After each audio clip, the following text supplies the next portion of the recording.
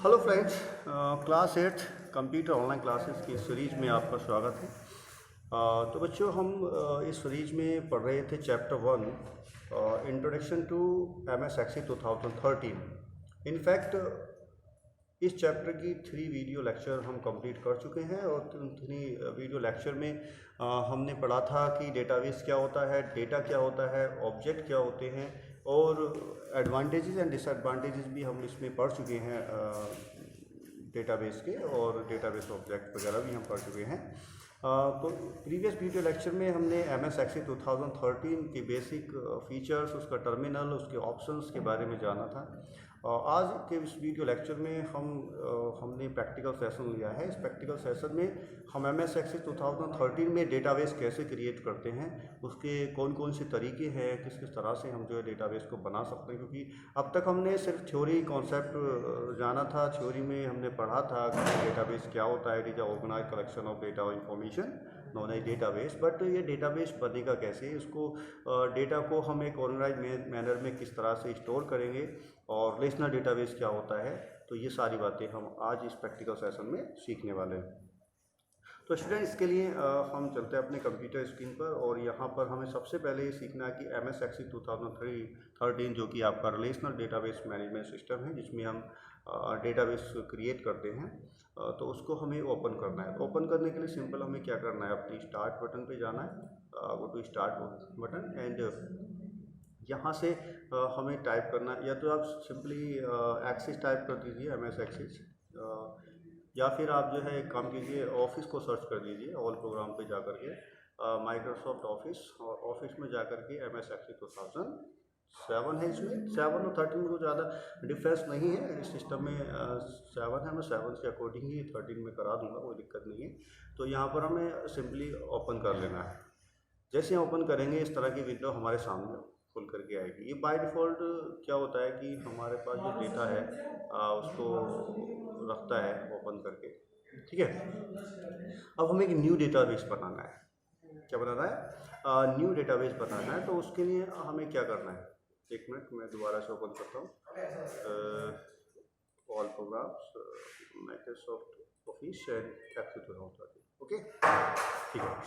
तो हमें जो है डेटाबेस को जनरेट करना है, तो किस तरह के हम डेटाबेस बना सकते हैं। तो यहाँ पर अगर देखें टेम्पलेट कैटेगरीज, तो हम जो है using template, by using templates की मदद से भी हम डेटाबेस को बना सकते हैं। और आप चाहें कि आप अपने अकॉर्डिंग कोई डेटाबेस जनरेट करना चाहते हैं, उसमें जो फील्ड्स होते हैं वो बेसिकली अपने अकॉर्डिंग आप रखना चाहते हैं, तो आप ब्लैंक डेटाबेस के थ्रू भी बना सकते हैं।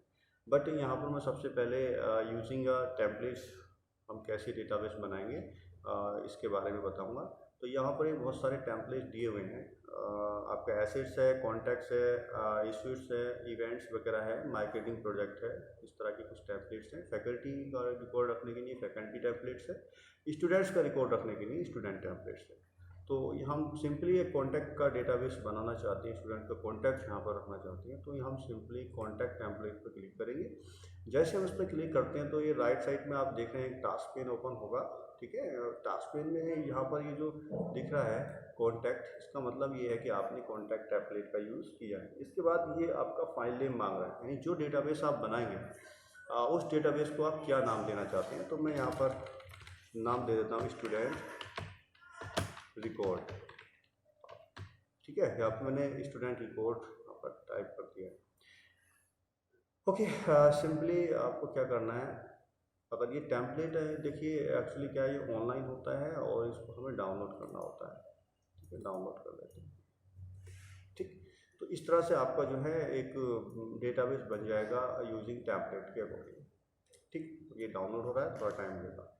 दूसरा एक मेथड होता है कि आप अपने अकॉर्डिंग जो है डेटाबेस बनाना चाहते हैं, आप चाहते हैं कि उसमें जो फील्ड हो आपके अकॉर्डिंग हो, तो आप सीधे क्या जाएंगे, ब्लैंक डेटाबेस पे क्लिक करेंगे, ठीक है। अगेन यहाँ पर आपका ये ब्लैंक डेटाबेस शो करता है कि आप जो डेटाबेस क्रिएट करने जा रहे हैं वो एक ब्लैंक है, उसमें सारे फील्ड्स वगैरह सब आपको ही डिसाइड करना है। क्लियर। ये भी यहाँ पर क्या मांग रहा है, डेटाबेस का नाम मांग रहा है कि आपने जो डेटाबेस बना रहे हैं उसका क्या नाम देना चाहते हैं। तो इसका भी मैं नाम दे देता हूँ student record, student record, okay. Again click on create button, okay. तो ये मैंने एक डेटाबेस क्रिएट कर लिया। अभी क्या है, ये ब्लैंक है, इसमें कुछ भी नहीं है। ठीक है, अब हमें इसमें अपने हिसाब से जो है फील्ड्स जो है जनरेट करना है। सो इस विंडो में हमें और भी कई सारी बातें सीखनी है। इसमें आपका ये ऑल टेबल है, टेबल टास्क पेन है, यहाँ पर ऑब्जेक्ट पिन बोलते हैं इसको। यहाँ पर जो भी ऑब्जेक्ट आप जनरेट करेंगे सारे के सारे ऑब्जेक्ट आपके यहाँ पर डिस्प्ले हो जाएंगे। क्लियर? ये आपका जो है डेटाबेस एरिया है। यहाँ पर जो भी आप टेबल बनाएंगे वो सारी टेबल आपकी यहाँ जनरेट होगी। तो यहाँ पर आपकी टेबल है, बाय डिफ़ॉल्ट आईडी फील्ड इसने लिया है। आप अपनी टेबल में कौन कौन से फील्ड चाहते हैं, तो सबसे पहले आप अपने फील्ड जनरेट करेंगे। फील्ड कैसे? जैसे मान लीजिए आप स्टूडेंट का सबसे पहले क्या चाहते हैं, स्टूडेंट्स का नेम चाहते हैं, स्टूडेंट्स का नेम चाहते हैं, सॉरी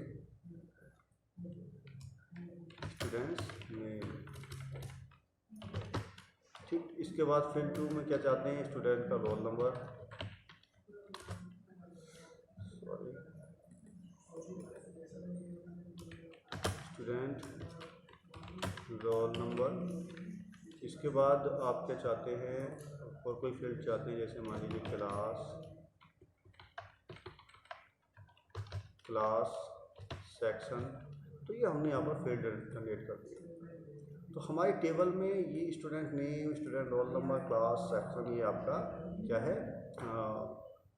फील्ड है। अब इसके अकॉर्डिंग हम अपना डेटा यहाँ पर स्टूडेंट कर सकते हैं। जैसे मैंने दिया पहला नाम तुषार, ठीक है, और इसका रोल नंबर हो गया 002, क्लास हो गया 8, ओके, और सेक्शन हो गया 8,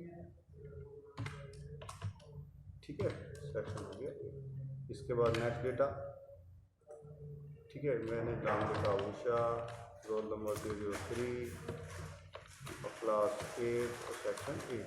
इस तरह से आप चाहें तो जितने फील्ड हमने जनरेट कर लिए अपना डेटा रिकॉर्ड यहाँ पर कर सकते हैं। Okay, clear? और अगेन इसको हम सेव करना चाहें, इसको हम सेव कर सकते हैं। जो भी जो टेबल आपने बनाया, क्योंकि डेटाबेस में केवल सिंगल टेबल नहीं होता है, उसमें मल्टीपल टेबल होती है। तो आप जो भी टेबल बनाए उसको आप सेव कर दें, वो टेबल यहाँ पर आ जाएगा। इससे मान लीजिए आपने इस टेबल बनाई है स्टूडेंट रिकॉर्ड में, तो यहाँ पर इस टेबल को हम जो है नाम भी दे सकते हैं अपना।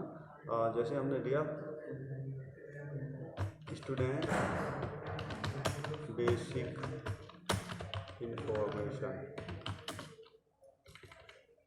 बेसिक इंफॉर्मेशन के नाम से हमने टेबल बना ली। ओके, ठीक है, बेसिक इन्फॉर्मेशन। देखिए यहाँ टेबल का जैसे मैं नाम दिया, यहाँ पर जो बेसिक इन्फॉर्मेशन टेबल। क्लियर? पता है समझ में? तो ये था, इस तरह से हम डेटाबेस को जनरेट कर सकते हैं। आगे इसके बाद आगे क्या टॉपिक होता है उसके बाद नेक्स्ट वीडियो लेक्चर में इसके आगे चलेंगे। थैंक्स।